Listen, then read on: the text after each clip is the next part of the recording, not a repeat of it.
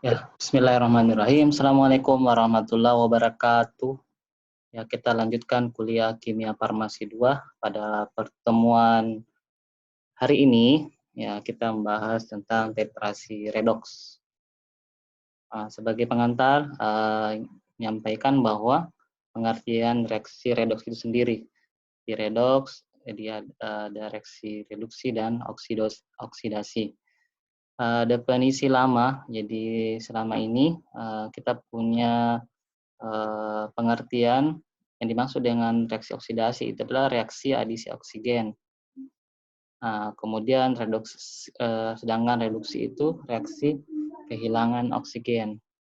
Sebagaimana yang terdapat pada layar, bagaimana yang dimaksud dengan adisi dengan kehilangan oksigen. Namun saat ini definisi tentang redox itu, jadi kalau oksidasi itu adalah terjadinya pelepasan elektron. Yaitu terjadinya kenaikan valensi positif. Dan ini Fe2+, bereaksi berubah menjadi Fe3+, itu terjadinya kenaikan valensi. Dan sekaligus ya ini terjadinya pelepasan elektron. Sedangkan reduksi adalah terjadinya penerima elektron. Misalnya 3+ menerima elektron, sehingga di sisi lain menerima elektron, tapi di sisi lain juga terjadi penurunan valensi positif. Ya, itu pengertian dari reaksi redox. Adapun titrasi redox sendiri merupakan metode analisis berdasarkan reaksi oksidasi reduksi tadi yang sebelumnya sudah kami sampaikan pengertiannya. Nah, titrasi ini sering digunakan sebagai prosedur analitik polimetri, yaitu untuk senyawa-senyawa baik senyawa anorganik maupun senyawa organik. Ya tentu ya kalau kita dalam bidang farmasi lebih banyak digunakan pada senyawa-senyawa organik. Kemudian reaksi dalam sistem ionik ini berlangsung sangat cepat, sehingga ini dapat dilakukan titrasi langsung. Kemudian penentuan titik akhir titrasi itu dapat kita tentukan berdasarkan secara visual, ya, istilah tulis ya, maksudnya visual maupun secara potensiometri. Kemudian peniter atau titran yang digunakan untuk tujuan oksidasi. Jadi ini ada beberapa yang kami perlihatkan. Nah, dari penitran ini kemudian ya reaksi titrasi itu dikenal beberapa jenis ya. Artinya BrO3 ini kemudian dalam ini orang menyebutnya dengan bromometri, MnO4, orang menyebutnya permanganometri, karena menggunakan titran MnO4. Jadi penggunaan titran ini kemudian lebih secara spesifik memberikan nama-nama tersendiri, I2, iodimetri, KR, dan seterusnya.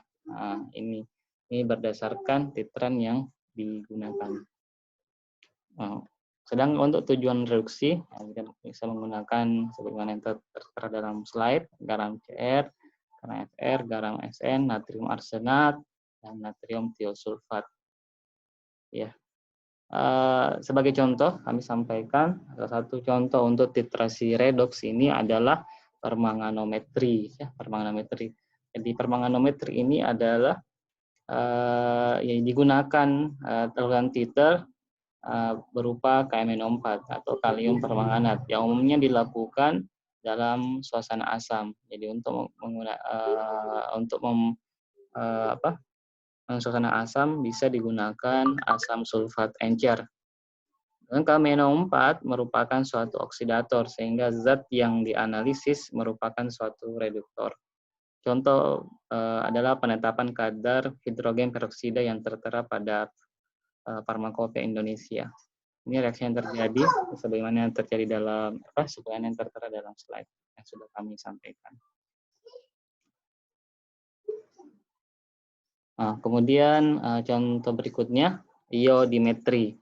Jadi iodimetri ini ada larutan titer yang digunakan pada metode iodimetri adalah larutan iodium atau I2. Iodium merupakan suatu oksidator, sehingga zat yang dianalisis merupakan reduktor. Contoh ini di penggunaan iodimetri adalah penetapan kadar vitamin C, asam askorbat. Jadi vitamin C-nya bisa ditetapkan kadarnya dengan menggunakan iodimetri. Nah, ini saya ini mungkin bisa ini jadikan tugas. Tugasnya itu coba cari reaksi kimia yang berlangsung antara vitamin C dengan I2. Nah, jadi nanti tugasnya ini ditulis saja seperti biasa, dipoto di dalam bentuk PDF, nanti dikirim lewat Google Classroom. Tugasnya ini sampai sore ya, sampai maghrib. Sampai maghrib. Jadi ini tugas untuk pertemuan hari ini sebagai evaluasi bahwa ya teman-teman itu memperhatikan materi ini. Kemudian iodometri. Nah, iodometri ini untuk iodometri itu menggunakan larutan titer, itu larutan natrium tiosulfat. Larutan natrium tiosulfat itu merupakan reduktor. Namun reaksi dalam metode ini diserahkan pada reaksi iodium. Jadi iodium berperan sebagai oksidator dengan larutan titer natrium tiosulfat. Nah, di mana iodium merupakan hasil reaksi suatu oksidator 1Uji dengan kalium iodida.